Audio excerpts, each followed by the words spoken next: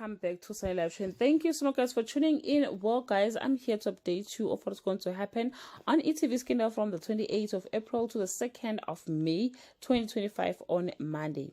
Tlhokgo is on a high alert and doesn't realize the target on her own back. TD dishes out some surprising advice. Ephraim has a birthday wish only Kediboni can grant on Tuesday. Mthunzi witnesses a very big complication unfolding. Yet another win is reeling in Kediboni. A woman orchestrates a meeting so she can win back what she desires on Wednesday.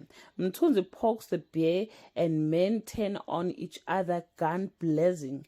A terrible headache leads the two opportunity. Kediboni is forced to start lying to a person close to her on Thursday. Scorched bodies prove hard to keep track of.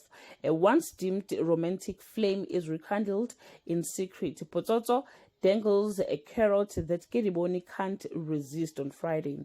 Vuvu is left encircled by unanswered questions and a man instantly rise to glory.